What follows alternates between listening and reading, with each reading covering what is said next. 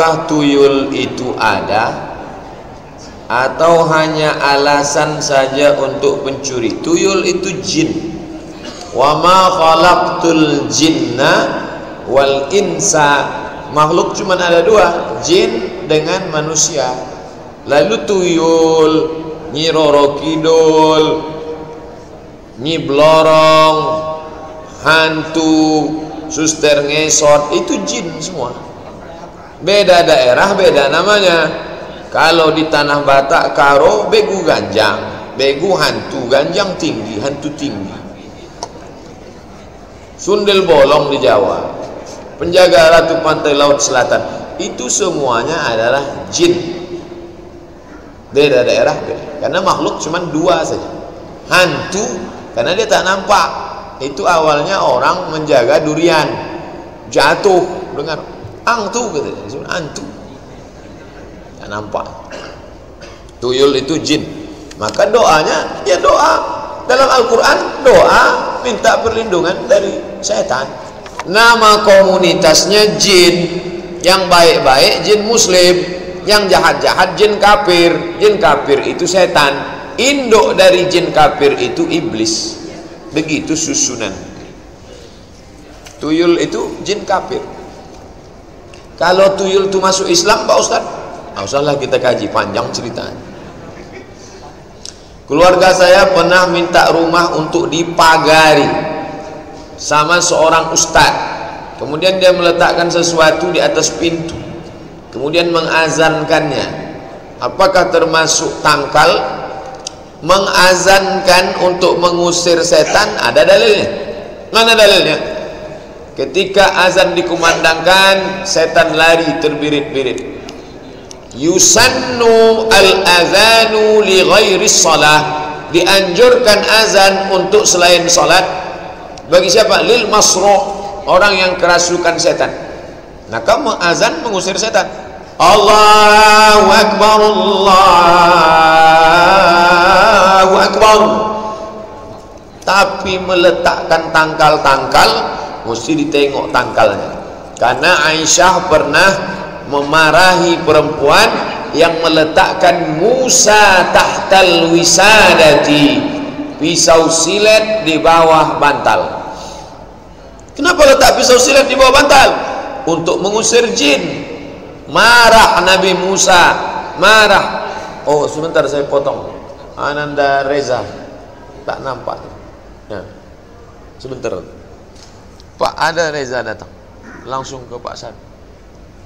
Saya sangka antum tak datang.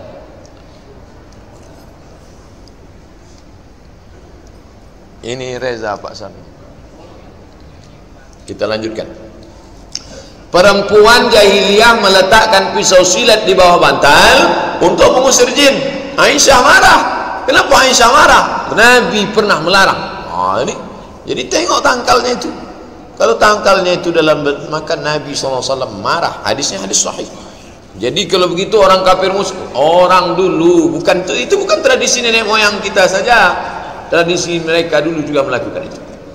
Apa hukumnya wanita mu'alaf menikah dengan laki-laki muslim tanpa sepengetahuan orang tua dari mu'alaf tersebut? Apakah perlu minta izin orang tuanya dulu atau gimana? Wa in jahadaka, kalau mereka mau maksa bapakmu, ibumu kafir, dipaksanya engkau untuk menyembah Tuhan dia, fala tuti'huma, jangan kau ikut.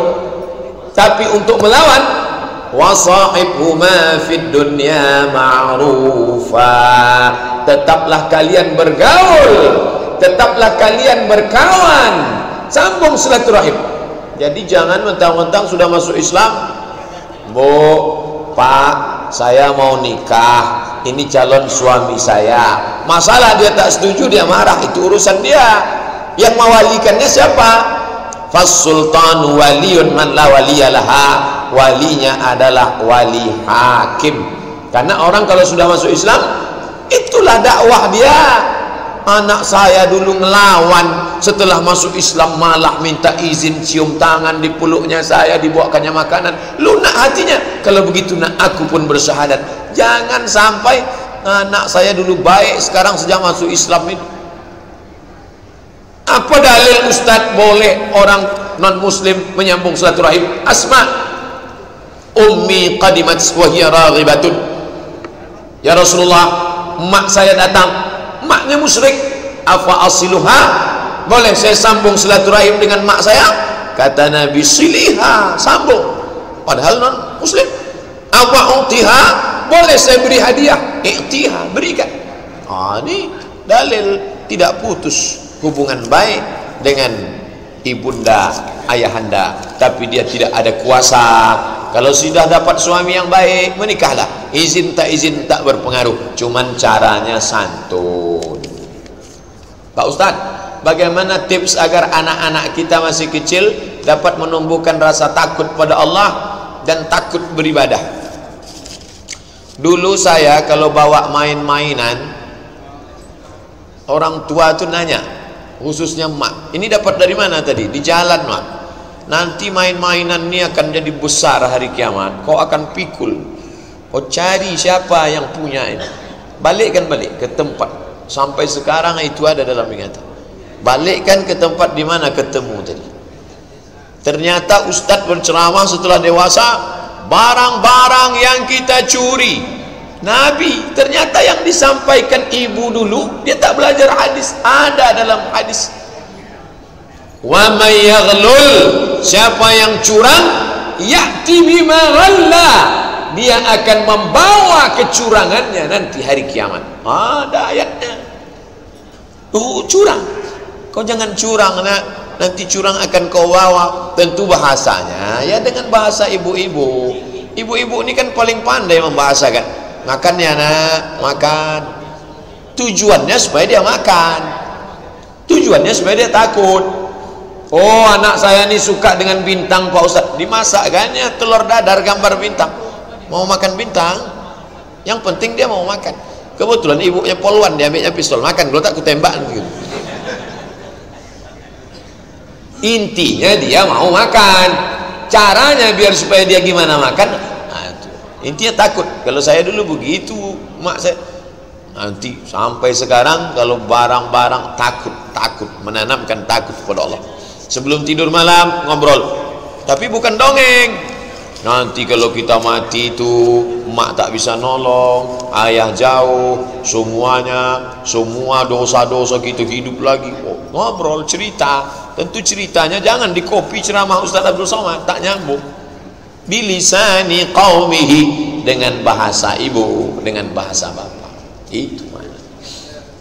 Ustaz, ana mau tanya terkait syafaat kurban. Waktu pernah dengar bahwa hewan yang kurban dapat kembali pada kita waktu kiamat menjadi kendaraan. Kalau menjadi kendaraan, bunyi hadisnya itu begini, innaha la ta'ti yaumal qiyamah, binatang yang kamu potong itu nanti akan datang pada hari kiamat, bi quruniha, dengan tanduknya, wa ash'ariha, dengan bulunya, wa aslafiha, dengan kukunya. Lalu jangan katakan hadis dengan kesimpulan orang, jangan campur aduk. Yang ada dalam hadis itu disebut kambing itu akan datang pada hari kiamat, bulunya, kukunya, tanduknya, sekedar datang untuk apa? Menjadi saksi, ya Allah, hambamu ini sudah beramal, itu saja. Lalu kendaraan kita di akhirat nanti apa Pak Ustaz? Mala a'yunun ra'at, tak pernah ditengok mata, wala uzunun sami'at, tak pernah didengar telinga, wala khatara ala qalbi bashar, tak pernah terlintas di hati manusia. Tapi hadis tentang dia akan datang, ya, apa maknanya dia datang? Kalau tanduk, kuku, bulu, sampah datang, apalagi dagingnya, apalagi tulangnya, apalagi lemaknya. Fatibu biha nafsan, sucikanlah diri kamu dengan berkurban. Itu saja. Maka pahami sesuai dengan hadisnya. Apakah nazar dilaksanakan oleh Rasulullah? Ya, buka kitab Sahih Bukhari, kitab nazar, al-aiman wan nuzur, sumpah dan nazar. Kenapa disatukan sumpah dengan nazar? karena cara membayar kafarat penebus sumpah sama dengan nazar. Nazar disyariatkan dalam Islam. Nazar sudah ada sejak zaman sebelum Islam, dilanjutkan setelah Islam. Ketika datang sahabat, ya Rasulullah, aku bernazar ingin iktikaf, apakah aku tunaikan? Ya, wajib. Nazar merubah yang sunat menjadi wajib. Kurban sunat muakkad. Saya bernazar, kalau anak saya nanti lulus, saya akan berkurban. Berubah dia menjadi wajib. Tunaikan. Tolong penjelasan larangan potong rambut kuku bagi yang berkurban. Iza ra'aitum hilala Zulhijjah, kalau kalian menengok anak bulan, wa arada ahadukum an yudhi, kalian mau berkurban, falyumsik an sya'rihi, maka tahan, jangan potong rambut, jangan potong kumis, jangan potong jenggot, jangan potong kuku, wa azfarihi, kuku, dari sejak tanggal 1 hari ini tanggal 1 sampai tanggal 12 September. Setelah motong, habis dia potong, urutannya potong dulu tanggal 10 pagi, setelah potong makan hatinya sesuap, setelah itu baru potong kuku, cukur, rapi, terapi, rambut baru, kumis baru, jenggot baru, kuku baru, fresh, terapi yang diajarkan Nabi SAW. Tapi hukumnya sunnah. Jangan katakan siapa yang cukur rambut, siapa yang potong kumis, siapa yang potong jenggot, siapa yang potong kuku dari tanggal 1 sampai 10 maka batal. Enggak, jangan, 5 kotak itu jangan digeser. Kalau perintahnya kuat, wajib. Perintahnya tak kuat, sunat. Larangannya kuat, haram. Larangannya tak kuat, makruh. Tak disuruh, tak dilarang, mubah. Jadi kalau menyampaikan hadis, sampaikan fikihnya, namanya fikih hadis. Kalau cuma hadis dibacakan, orang bingung. Siapa yang melihat bulan Zulhijjah, ia mau berkurban, jangan potong rambut, jangan potong kuku. Itulah pengajian kita. Kata jangan di situ haram apa makruh, wajib apa sunat? Umat bingung. Hadisnya ini, fikihnya, fikih hadis.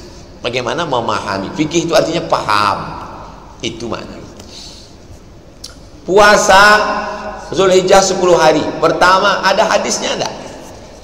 Ma min ayyamin, tidak ada hari, al-amalus salihu fihinna, beramal soleh pada hari itu, ahabbu ilallah, lebih dicintai Allah, min hadhil ayyamil ashri, tidak ada hari beramal pada hari itu lebih dicintai Allah melebihi 10 hari ini. Kapan itu? Dari sejak hari ini sampai tanggal 10 nanti. Itulah paling dicintai Allah. Lalu apa amal yang paling baik? Tidak ada dalam hadis itu. Nabi tak ada mengatakan ini tak. Tapi perbuatan Nabi, sahabat Nabi melihat Nabi puasa. Dan Nabi pula dalam hadis yang lain, as-sawmu li, puasamu untukku, wa ana ajzi bihi, satu-satunya ibadah yang dinisbatkan Nabi kepada Allah Ta'ala, Allah menisbatkan kepada dirinya, hadis qudsi, as-sawmu li, puasamu untukku, kata Allah, wa ana ajzi bihi, maka yang paling afdal adalah puasa. Ini Ustadz ni pandai ceramah aja nih. Ustadz puasa tak hari ini? Insya Allah kalau sampai. Puasa itu kan sunat, puasa itu sunat. Tapi bagi yang ceramah itu, jangan dia mengajak, mari kita puasa, mari kita puasa. Jumpa makan lontong. Ustaz tadi ngajak puasa, puasa itu sunat. Nah, ini tentang sunat, tidak wajib. Nah, ini tentang masalah puasa hari ini. Kalau tak sanggup puasa apa Ustaz? Jangan mewajibkan yang tak wajib. Tak sanggup puasa, banyak solat sunat. Solat sunat tak sanggup, banyak baca Quran. Baca Quran tak sanggup, banyak zikir. Zikir tak sanggup, mati aja lah. Zikir paling ringan, ambil tasbih, subhanallah 1000, alhamdulillah 1000, Allah Akbar 1000, istighfar 1000, selawat 1000. Ambil tasbih. Puasa, solat, baca Quran, zikir, empat-empatnya Pak Ustaz bagus. Itulah yang saya bingung nih Pak Ustaz. Kata Ustaz empat-empatnya bagus, terus empat-empat belum lagi saya pilih lagi. Pilih lah. sebagai info, tak untuk pembebasan lahan itu semua sudah ada donaturnya, sudah dihandle. Tadi kita bahas ada 10 hektar adik-adik kita ini mau buat pesantren. 2 hektar dibebaskan Pak Anu, 2 hektar Pak Anu, 2 hektar ibu semalam pas perjalanan pulang, Pak Ustadz udah, yang 4 hektar sudah bebas tadi, langsung habis 10 udah. Lalu kami Pak Ustadz mau masuk surga pakai tiket apa? Kita cari tiket-tiket yang lain. Kabar gembira, begitulah lembutnya hati Bapak Ibu. Lagi tinggal yang lain. Ini yang 10 ini akan menjadi benteng kristenisasi anak-anak, akan diselamatkan. Adik-adik kita ini kita doakan istiqamah nanti insyaallah. Amin ya rabbal alamin. Bolehkah kita berzikir hanya menyebut Allah? Allah, Allah, Allah, Allah, Allah, Allah, Allah, Allah, Allah, Allah, Allah, Allah. Boleh tak? Qul Allah awidur Rahman ayyamma tad'u falahul asmaul husna. Tu ayat. Qul Allah, panggillah Allah, Allah, Allah. Awidur Rahman, ya Rahman, ya Rahman. Ya Rahman, Ya Rahim, Ya Mu'min, Ya Muhaimin, Ya Aziz, Ya Jabbar, Ya Mutakabbir, Ya Khaliq, Ya Bari. Asmaul Husna. Ya Ahad, Ya Somad. Saya sedang pengajian di Bengkinang, dengar suara mikrofon, Ya Ahad, Ya Somad. Mentang-mentang saya lambat kalian panggil-panggil, saya bilang. Itu Asmaul Husna. Qul Allah, panggillah Allah, ya Allah. Awidur Rahman, itu ayatnya. Hadisnya, dunia ini tidak kiamat selama masih ada orang mengatakan Allah, Allah. Hadis, Allah, Allah. Jadi kalau ada mengatakan tak boleh Allah, Allah, tapi dalam hadis disebut afdhalu zikri, seabdal zikir la ilaha illallah. Ustaz kalau berzikir la ilaha illallah, la ilaha illallah. Hadis afdalu zikri la ilaha illallah. Kalau ada orang berzikir Allah, Allah, tak sah, nggak ada dalil. Apa hukumnya makan berdiri? Makan berdiri haram. Dari mana dalil makan berdiri itu haram? La yashrabanna ahadukum qa'iman, janganlah kamu minum berdiri. Faman nasiya falyastaqi, siapa yang lupa hendaklah dia memuntahkannya. Maka berdasarkan hadis ini minum berdiri itu haram. Tapi kemudian ada hadis menyebut syariba zamzam qa'iman, Nabi minum air zamzam berdiri. Hadis qauli mengatakan haram minum berdiri, sedangkan Nabi sendiri waktu minum air zamzam berdiri.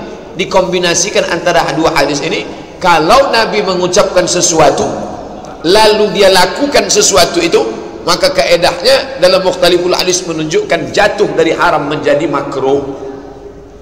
Tentang minum, tapi makan tidak, makan tetap pada hukum asli. Maka di rumah-rumah makan, hotel-hotel yang menyediakan makan berdiri, kalau sudah saya tengok makan berdiri, saya balik. Ini tak betul. Jangan kita ikut tradisi. Tradisi kita makan duduk bajambau, bajambar, duduk. Sekarang tak ada lagi, makan tegak. Tak ada beda antara sapi kurban dengan orang yang berkurban, sama-sama makan toga. Nah, ini mesti diperbaiki. Apa hukum kita baca ayat kursi di 4 penjuru rumah? Masuk ke rumah, Allahu la ilaha illa Allah, masuk rumah Allah, 4 sudut rumah. Mana dalilnya? Mana dalil baca ayat kursi 4 sudut rumah? Abdurrahman bin Auf, Abdurrahman bin Auf, sahabat Nabi yang paling kaya itu, kalau dia masuk rumah malam, dia baca 4 sudut rumahnya. Amal sahabat Nabi. Baca biografi Abdurrahman bin Auf dalam kitab Syiar A'lam An-Nubala, ditulis oleh Imam Az-Zahabi. Imam Yahya ibnu Ma'in, Yahya ibnu Ma'in kalau masuk rumah dia baca ayat kursi 60 kali ayat kursi. Jadi kalau pakai kaedah asal tidak dibuat Nabi bid'ah, kalau tidak dibuat Nabi bid'ah. Kalau bid'ah masuk neraka. Abdurrahman bin Auf masuk neraka karena Nabi tak pernah mengajarkan baca ayat kursi di 4 sudut rumah. Yahya bin Ma'in masuk neraka karena tak pernah mengajarkan, Nabi tak pernah mengajarkan baca ayat kursi di 4 pojok rumah. Silakan yang mau membaca 4 pojok rumah, daripada 4 sound system dipasangnya di rumah lagu dangdut semua.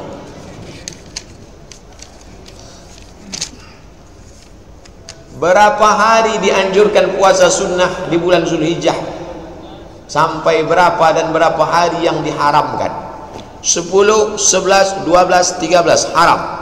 10 hari nahar, 11, 12, 13 tasyrik haram. Yang boleh Zulhijjah bulan haram. Minha arba'atun hurum, 4 bulan haram. Zulhijjah, Zulqa'dah, Muharram, Rajab. Dalilnya umum. Wa minal hurumi fasum, berpuasalah engkau di bulan-bulan haram. Jadi kalau ada orang mau puasa di bulan haram, bulan Zulhijjah 1 bulan, boleh kecuali 4 hari. 10, 11, 12, 13. Di antara 30 kurang 4 berarti 26. Boleh dia puasa 26 hari? Boleh. Tapi di antara yang 26 itu yang paling afdal mana? 1 sampai 9. Di antara yang 1 sampai 9 itu yang paling afdal mana? 9. Tanggal 9 paling afdal. Apa keutamaannya? Hadis riwayat Muslim. Yukaffiru sanatal madiyata wal baqiyata, mengampunkan dosa setahun yang lalu dan setahun yang akan datang. Rawahu Muslim. Hadis riwayat Muslim. Ini tentang puasa di bulan Zulhijjah. Bolehkah melaksanakan kurban jauh dari tempat tinggal, seperti dikirim ke kampung karena masjid dekat rumah sudah? Haram mengalihkan kurban lewat jarak qasar salat. Qasar salat dalam kitab Al-Fiqhul Islami wa Adillatuh 89 km. Jadi kalau dibawa kurban dari sini ke Meranti haram. Kalau begitu haramlah kerja Dr. Mustafa Umar itu membuat jamaah beli pocer, lalu pocer dikirim ke Meranti, kambing dari 2,5 juta dari Langkat, kambing jumbo 200 kilo dibawa ke Meranti, Sokop, Sungai Tohor dan lain-lain sebagainya. Maka apa hukumnya itu? Kalau sudah terpenuhi kuota maka boleh. Itulah kenapa daging kurban dari Makkah dibawa ke Djibouti, dibawa ke Mogadishu, dibawa ke Somalia, dibawa ke Bangladesh, negeri-negeri muslim, dalam bentuk kornet. Tentunya kita sebagai orang yang beradab ngomong dengan Pak Ketua Masjid, Pak RT, Pak RW, saya tahun ini, tahun lalu kan sudah, tahun ini saya ikut program Dr. Mustafa Umar, kami bawa ke Sokop gitu. Jangan sampai kita, bapak itu sejak ngaji udah lain kajinya sekarang, kurban dia pun tak, mungkin dah ikut ISIS nampaknya itu. Jangan kita menimbulkan fitnah, sekaligus berdakwah. Penting komunikasi sebetulnya. Ini banyak rusaknya hubungan kita ini gara-gara komunikasi. Salat qabliyah zuhur 4 rakaat 1 salam atau 2 salam. Salatul laili wan nahari masna masna, 2 rakaat salam, 2 rakaat salam. Yang pakai usolli sunnataz zuhri raka'ataini qabliyatan, salam tegak lagi, usolli sunnataz zuhri raka'ataini qabliyatan. Kalau ada yang membuat 4 rakaat 1 salam tak pakai tasyahud sah, tapi yang afdal 2 rakaat. 2 rakaat. Pernah Ustaz buat 4 rakaat? Enggak. Saya 2 rakaat. Menurut beberapa ustaz, arwah orang tua kita pada malam Jumat dan bulan Ramadan mendatangi rumah kita untuk meminta doa, seperti orang minta sedekah. Betul atau tak betul? Tak ada dalil. Saya tetap membacakan Al-Fatihah nenek saya, datuk saya, pakcik saya, uwak saya. Tapi saya tak meyakini ruhnya datang malam Jumat. Nampak saya tadi malam Pak Ustaz, waktu pemadaman bergilir, datang dia membuka tudung sangai, datang dia mengambil ikan goreng. Itu jin, setan. Kalau nampak nanti malam Jumat datang bentuk Ustaz Abdul Somad, tiba-tiba duduk di ruang tamu bapak, ceramah di situ, Assalamualaikum, itu setan itu. Bukan. Tapi jangan bilang Abdul Somad mati jadi setan. Setan mau menyesatkan orang. Hai fulan bin fulan, aku adalah Syekh Abdul Qadir Jailani, janganlah engkau salat lagi karena semua dosamu sudah kuampuni. Setan, jin. menyerupai para wali-wali Allah. Jangan ikutkan. Ada mayat yang tubuhnya biru, apakah itu tanda disiksa malaikat maut waktu sakratul maut? Tidak bisa menilai dari fisik. Balik jamaah haji, hitam wajahnya, oh tak mabrur bapak. Setelah ditanya-tanya, kenapa bapak itu hitam? Rupanya tinggal di Aziziyah, jalan kaki ke Masjidil Haram 1 hari 4 kilo, patut hitam. Yang satu putih bersih, tak pernah ke masjid, makan tidur, gemuk putih. Tak bisa kita nilai fisik. Itu bapak tu kemarin meninggal hitam wajahnya. Kenapa hitam? Kena penyakit lever, hitam. Uzkuru ma'asina mautakum, sebutlah yang baik-baiknya saja. Ma'asin, yang baik-baik. Jangan sampai kita dapat dosa kering, pahala tak dapat dosa. Jadi dosa itu macam baterai juga Pak Ustaz, ada kering ada basah.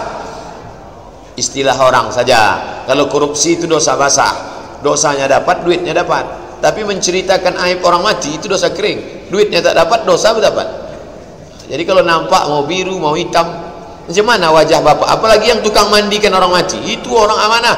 Makanya yang memandikan Nabi itu Ali, Abdullah ibn Abbas.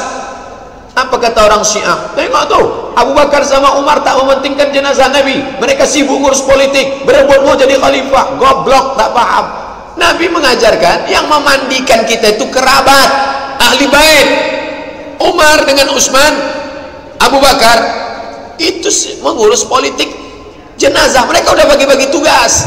Untuk jenazah Nabi dimandikan oleh yang ada hubungan nasab. Siapa? Ali. Ayah Ali dengan ayah Nabi adik-beradik. Dia tak punya anak laki-laki. Siapa mandikan? Abdullah bin Abbas. Abdullah bin Abbas saudara Nabi. Ayah Abdullah bin Abbas, ayah Ali, ayah Muhammad SAW itu adik-beradik. Maka ini keluarga. Supaya apa? Jangan diceritakannya. Ini banyak aib. Aku kemarin waktu mandikan bapak itu biru-biru badannya, nampaknya dicubit-cubit setan. Jangan diceritakan. Uzkuru ma'asina mautakum, sebutkan yang baik-baik tentang saudara.